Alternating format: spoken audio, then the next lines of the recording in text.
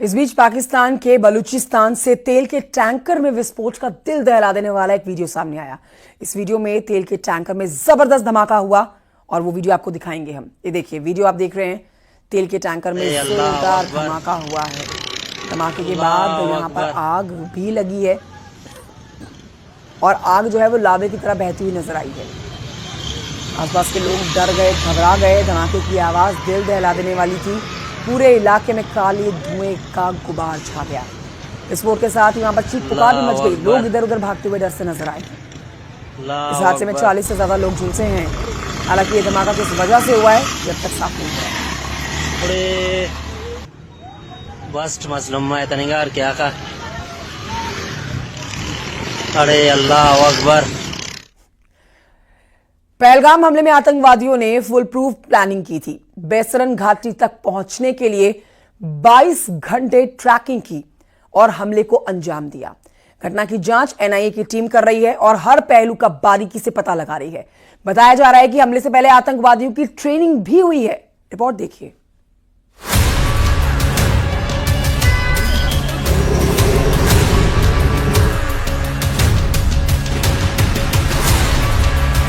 जम्मू कश्मीर के पहलगाम की बेसरन घाटी में हुए आतंकी हमले में हर रोज नए खुलासे हो रहे हैं, जिसके बाद सुरक्षा एजेंसियों के हर पहलू की जांच की जा रही है। ये तस्वीरें अनंतनाग की हैं। सुरक्षा बल के जवान पहरेदारी पूरी सख्ती से कर रहे हैं। अनंतनाग में सड़क से लेकर जंगल और आसमान से सर्च ऑपरेशन चलाया जा रहा है। हर आने जाने वाली गाड़ियों की तलाश ली जा रही है। दूर दराज के जंगलों से सर्च ऑपरेशन चलाया जा रहा है। ड्रोन के जरिए भी सर्च ऑपरेशन चल रहा है। सूत्रों की माने तो पहलगाम आतंकी हमले की प्लानिंग पाकिस्तान में बैठे आतंकी संगठन लश्कर-ए-तैयबा के आंकाओं ने की थी। बेसरन घाटी में हमले के लिए आतंकियों को पाकिस्तान में ट्रेनिंग दी गई। जांच से पता चला कि आतंकवादी कोकरनाग के जंगलों से 20-22 घंटे पैदल चलकर आए थे। आतंकियों ने एक लोकल कश्मीरी और एक टूरिस्ट से मोबाइल फोन भी छीने थे। सूत्रों के हवाले से बताया जा रहा है कि हमले में 4 आतंकवादी शामिल थे, जिसमें 3 पाकिस्तानी और एक स्थानीय आदिल ठोकर हुसैन था। एनआईए की टीम फॉरेंसिक एक्सपर्ट्स की मदद से पूरे बेसरन घाटी में सुराग तलाश रही है। जाने की कोशिश करूंगा। ये गेट है उस पार्क का। जब वहां पे अंधाधुंध फायरिंग हुई टूरिस्ट पे, जितने इर्द गिर्द टूरिस्ट थे वो जब भागे तो वो इस कीचड़ में फंस गए। आखिर ये है वो सबूत जो टूरिस्ट हर तरफ से बच्चे, ये देखिए किस तरीके से वो फंस गए थे यहाँ पे कीचड़ में। सूत्रों के मुताबिक आदिल हुसैन 2018 में मजहबी तौर से कट्टरपंथी बनने के बाद हिजबुल मुजाहिदीन में शामिल हुआ था।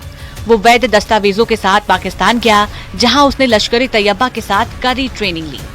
2024 में कश्मीर घाटी लौट आया और कश्मीर में पाकिस्तानी आतंकवादियों का मददगार बन गया। उसकी मदद से ही पाकिस्तानी आतंकियों ने कोकरनाग के जंगलों में 22 घंटे की ट्रैकिंग की। जांच में ये भी सामने आया है कि आदिल ने अपना नेटवर्क भी बना रखा था। पर्यटकों के बीच रोजी रोटी कमाने वाले भी उसके मुखबिर थे। जांच के दौरान ये भी जानकारी मिली है कि दुकान के पीछे से 2 आतंकी आए थे। AK-47 और M4 राइफल से गोली चलाई गई। बेसरन के घटनास्थल से चाइनीज स्टील कारतूस भी मिले, जो बुलेट प्रूफ जैकेट को भी छलनी कर सकती है। 2 अन्य आतंकवादियों ने जिपलाइन एरिया के पास से गोलीबारी की। इसके बाद चारों आतंकियों ने पैंट उतरवाई, कई पर्यटकों के धर्म की जानकारी पुख्ता की और गोली मार दी।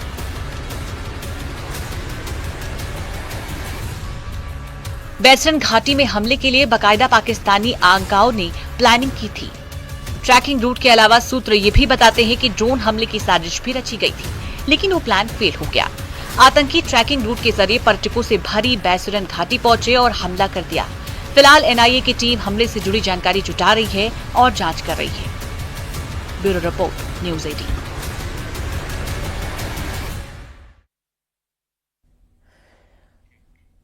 पाक फौज का नापाक चेहरा एक बार फिर से बेनकाब हो गया।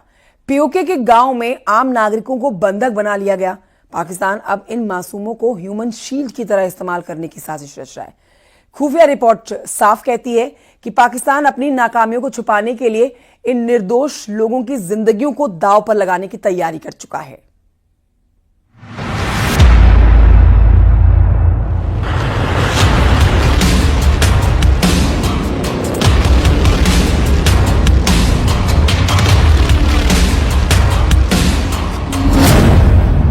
पाकिस्तान की नई साजिश बेनकाब। सरहद पर गांव वालों को बनाया बंधक। ह्यूमन शील्ड बनाना चाहता है पाकिस्तान। पीओके में मासूमों को बनाया ढाल।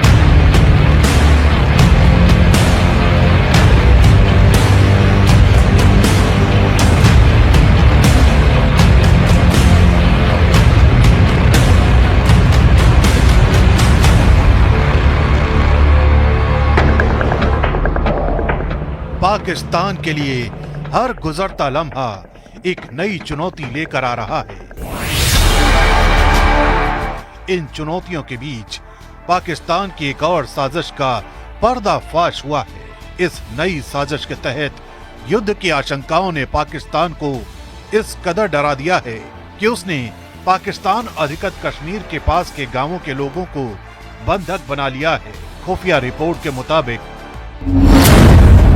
भारत के पलटवार की संभावनाओं के चलते पाकिस्तानी सेना ने अपनी तैनाती में भी इजाफा कर दिया है। चौंकाने वाली बात यह है कि पाकिस्तान की सेना ने गांव वालों को बंधक बना लिया है। खबर है कि यहां के कई गांव ऐसे हैं जहां लोग सुरक्षित इलाके की तलाश में अपना गांव छोड़कर जाना चाहते हैं, लेकिन पाकिस्तानी फौज उन्हें जाने नहीं दे रही है। कई गांव की हालात ऐसी ही बताई जा रही है। खुफिया रिपोर्ट के मुताबिक पाकिस्तानी फौज की तरफ से इन गांव के बीचों बीच अपनी नई मोर्टार पोजीशन तैयार की जा रही है। साथ ही कई नए बंकर भी बनाए जा रहे हैं, जबकि आम गांव वालों के लिए बंकर भी नहीं है। पाकिस्तानी सेना पहले भी इस तरह की हरकत कर चुकी है। 4 साल पहले जब भारत और पाकिस्तान के बीच सीज फायर हुआ, उससे पहले रोज छोटे हथियार नहीं बड़े हथियारों से फायरिंग की जाती थी, जिसमें आर्टिलरी गन भी शामिल थी। लेकिन भारतीय सेना ने इस तरह से जवाब दिया कि पाकिस्तान को मजबूरन अपनी गन पिट और मोर्टार पोजीशन को गांव के बीच स्थापित करना पड़ा। पाक सेना की साजिश थी कि भारत के पलटवार से गांव के लोगों को नुकसान पहुंचे और फिर अंतर्राष्ट्रीय समुदाय के सामने भारत को बदनाम कर सके। साल 2020 में तो पाकिस्तान ने सीज फायर वायलेशन के सारे रिकॉर्ड तोड़ दिए थे। एक साल में 3500 से ज्यादा बार गोलीबारी की थी। भारत ने उसका माकूल जवाब दिया, लेकिन पाकिस्तान ने ये दावा किया था कि भारतीय सेना ने गांव वालों को निशाना बनाया, जबकि हकीकत ये है कि उसने अपनी गन पिट गांव में ही बनाई थी, जहां से एक फायर आता तो भारत की तरफ से 2 फायर किए जाते। दरअसल लॉन्च पैड कोई स्पेशल इलाका नहीं होता, बल्कि एलओसी के पास 500 से 700 मीटर दूर कोई गांव का घर हो सकता है, जिसे एलओसी पार करने के लिए चुना जाता है। लॉन्च पैड पर भेजे जाने से पहले पाकिस्तान सेना के पोस्ट पर जब आतंकियों को भेजा जाता है, तो वहीं पर रहकर आतंकी रेकी करते हैं कि किस जगह से घुसपैठ की जा सकती है। एलओसी पर जो भी गांव हैं, उनमें बहुत ज्यादा घर नहीं होते और जिस जगह से घुसपैठ की कोशिशों को अंजाम देना हो, उसके पास के घर को ही चुना जाता है। यही वजह है कि अगर भारतीय सेना किसी भी तरह की सर्जिकल स्ट्राइक या क्रॉस बॉर्डर रेड किसी भी लॉन्च पैड पर करती है, तो स्थानीय नागरिकों की जान को खतरा हो जाता है और गांव वालों को ढाल बनाकर पाकिस्तान अपना यही मकसद सिद्ध करना चाहता है।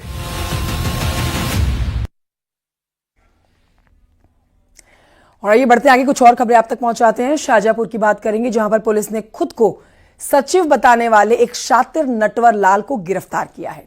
पुलिस और प्रशासन के आला अधिकारियों को फोन करके शातिर आदेश देता था। आरोपी कई जिलों में एसपी और डीएम को फोन करके कई काम करवा चुका है। खुद को अधिकारी बताने वाला आरोपी खूंखार आरोपी है।